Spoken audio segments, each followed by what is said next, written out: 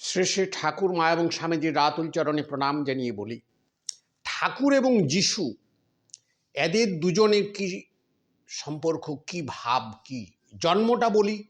জন্মের আগে ঠাকুরকে যেমন দৈব্যবাণী করছে, ঠাকুর জন্মর আগেই তার পিতাকে ক্ষুদিরাম চট্টোপাধ্যায়কে গয়াতে একবারে গদাধর বলছেন, আমি তোমার সন্তান হিসেবে যাব জগৎ কল্যাণের জন্য। তিনি বলছেন আমি কি করে মানুষ করব, ইত্যাদি ইত্যাদি, মানে একটা ইঙ্গিত, দেবতার সরাসরি ইঙ্গিত। তেমনি যিশুর জন্মতেও গ্যাব্রিয়েল বলে একজন দেবদূত এসে মরিয়া, যার নাম মেরিয়া বলা হয় এবং সেটাকে আমরা মাদার, হোলি মাদার মেরি বলি, সে অবিবাহিত অবস্থায় তাকে বলল তোমাকে একজন দৈব সন্তানকে গর্ভে ধারণ করতে হবে, সে জগতের কল্যাণের জন্য আসছে।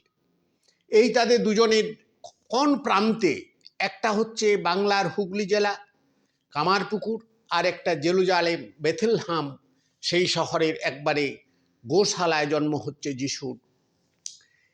ঠাকুর কিন্তু দেখেননি। একদিন যদু মল্লিকের বাড়িতে যেয়ে হঠাৎ করে দেখলো তার বৈঠকখানায় মেরির কোলে একটি দিব্য শিশু শুয়ে আছে আর জোসেফ আছে পাশে। এক দৃষ্টে তাকিয়ে থাকতে থাকতে ঠাকুর উদাসীন হয়ে বলল, এরা কারা গো, এরা কারা, এদের কি পরিচয়?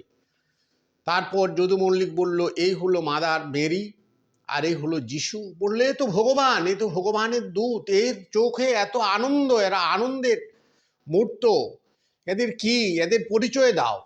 যদু মল্লিক সবটা জানতো না।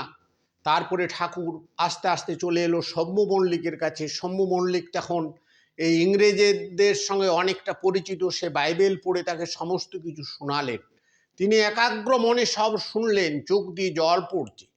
তারপর বড় এক গির্জার কাছে যে দাঁড়ালেন, সমস্ত সাহেবরা আসছে, বড়দিনের বিরাট পূজা, ওদের সব কিছু অনুষ্ঠান চলছে। ঠাকুর ঢুকলেন না, দ্বিধা দ্বন্দ্ব করে, যে আমি ঢুকলে যদি কোনো হট্টগোল হয়, গোলমাল হয়, তিনি সেটাকে ভয় করতেন। তারপরে তিনি বাইরের থেকে দাঁড়িয়ে দাঁড়িয়ে দেখছিলেন। তিনি হঠাৎ করে দেখলেন মায়ের মন্দির, সেখানে মা বসে আছে, মায়ের পূজা হচ্ছে। তারপরে তিনি দক্ষিণেশ্বরে একদিন পঞ্চবটিতে ঘুরতে ঘুরতে একজন উন্নত গৌরকান্তি, নাকটা একটুকু থেবড়া, সেই রকম একজন পুরুষ এসে তার পাশে দাঁড়ালো। তার 5 দিন আরাধনা করার পর যিশু সরাসরি তার কাছে নেমে এলেন। কথা হলো তিনি যিশু। এই হলো ঠাকুরের সঙ্গে তার সম্পর্ক। দুজনেই এসছিলেন মানুষের উন্নতির জন্য। নমস্কার, সবাই ভালো।